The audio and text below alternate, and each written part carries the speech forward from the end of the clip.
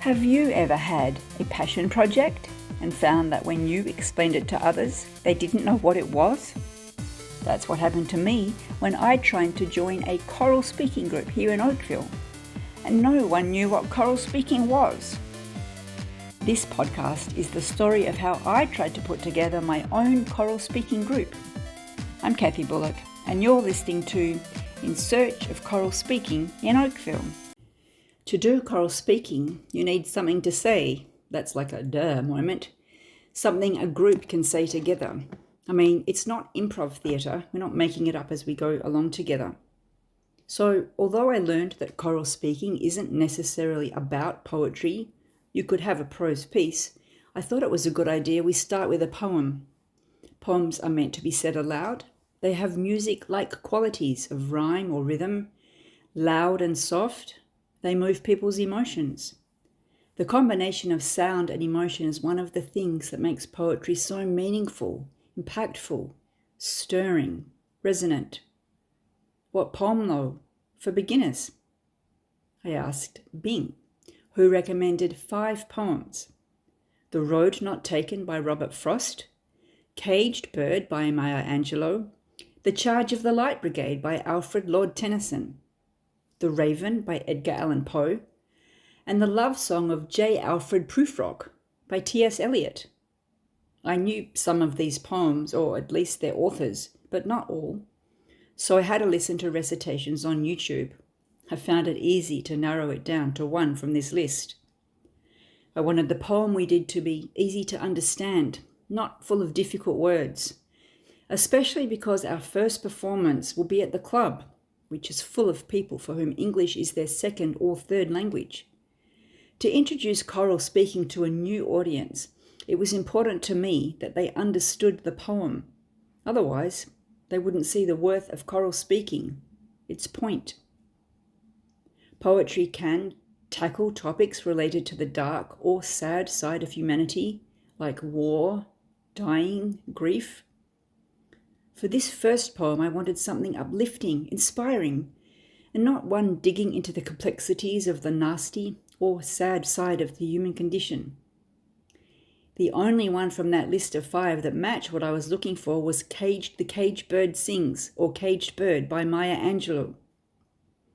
The Road Not Taken by Robert Frost and The Raven by Edgar Allan Poe have old English words that many today, not only people for whom English is their second language, but including the youth, don't understand.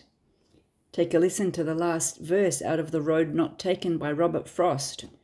I shall be telling this with a sigh, somewhere ages and ages hence. Those are difficult words for some. Or The Raven by Edgar Allan Poe. Once upon a midnight dreary, while I pondered, weak and weary, over a quaint and curious volume of forgotten lore. You can see the words in there that might cause problems. The Charge of the Light Brigade by Alfred Lord Tennyson is about soldiers charging with their guns into the valley of death, and I thought that might be triggering for some, especially now there are a lot of wars around the world. The Love Song of J. Alfred Prufrock by T.S. Eliot is too long and complicated for beginners to do choral speaking. Luckily, The Caged Bird Sings by Maya Angelou was short, used simple words, and had an uplifting message. I was wondering about Bing's skills at finding me a poem that's good for beginners. We did our first reading together, and then the group gave some initial reactions to what the poem meant for them. This is a poem by Maya Angelou called Caged Bird, and it's meant to, according to one of the analysis I saw, talk about the situation of the African Americans, so the free bird representing the white people and the caged bird representing the black people. But I also thought it could do like a male-female thing, so I thought it sort of fit to a gender story as well. Mm-hmm. I don't know, maybe I'll go around the room. How did you feel reading it out? Oh, thanks. Thanks, Kathy. Yeah, it was lovely. Reading it in my mind and saying it out were 2 different things. I think saying it out just put life in it, and I was putting my hands up, thinking of the distant hills. I was thinking of the bird behind its bars being caged. So it did put life into it, and I enjoyed that. Just putting life to the words. Yeah. Yeah. Hannah? Yeah, yeah, it was for me. I because maybe the writer meant for that period, but for me, I feel it's about how freely you can speak and how much you have to think when you cannot speak. So the caged bird would be like the one, like when we cannot freely speak what we want to speak, and free speech, freely speaking out what we want to speak. So I thought, I think it's personal when we take a poem, how it can be for each, right? Yeah. Yeah, Niti? Yeah, when I started speaking it, I felt I was just reading it. But when I started second para, I started actually feeling it. I was feeling from inside. I was speaking from inside. So that was yes, that this is something different and really exciting. As we did our first readings, I realised the group needed some guidance in rhythm, vocal variety, and how to emphasise key words. But I didn't know how to show that to others on a script we were each holding in our hands. After the first session, I went home and looked it up. I found some recommended ways for how to mark breaks using the / and how to mark important words using circles or underlining. And I thought it would be better if we didn't try and work on all the things that are needed at once. So I decided to work first on rhythm. I took a piece of wisdom that had come to me in an Instagram post, which said that an apprentice can learn a skill by imitating a master until they're ready to go on their own. And since we're all beginners and I wasn't exactly sure about the pauses in the rhythm, I looked for a reading from YouTube that we could imitate. I listened to a few and chose the interpretation I liked best, and then marked down the places where the reader had paused.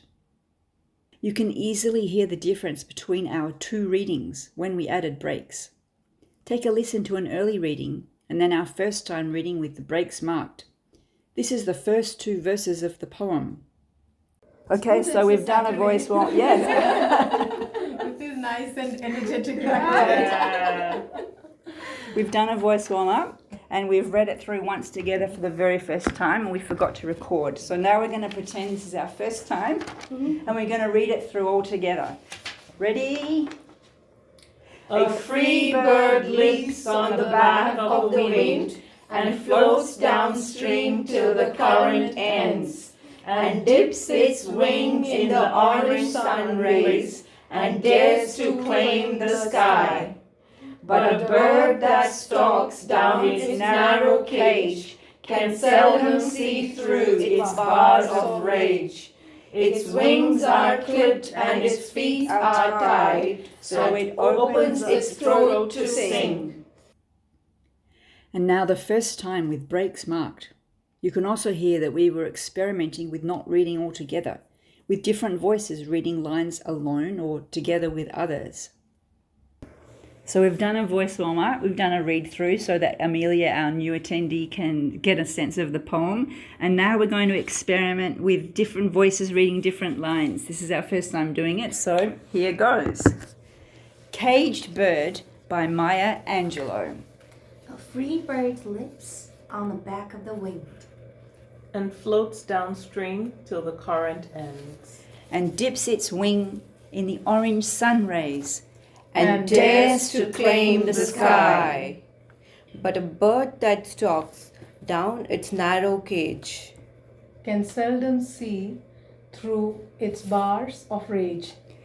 Its wings are clipped and its feet are tied, So it opens its throat to sing. In the coming weeks, we will work on smoothing out other glitches, like vocal variety, reading softer and louder, and speaking in unison. You can hear some of these glitches in the reading of the 5th verse in one of our later readings on day 2. But a caged bird stands on the grave of dreams. Its shadow shouts on a nightmare scream. Its wings are clipped and its feet are tied, so it opens its throat to sing. to sing. You've been listening to my podcast. in search of choral speaking in Oakville. Today I introduced our poem and played for you how beginners recite. You heard our early attempts at pauses and rhythm. Let me know in the comments if you've had any experiences with choral speaking. Next episode we'll talk to a choral speaking expert. Until then, stay safe, stay well. I'm Kathy Bullock, and I've been your host for this podcast.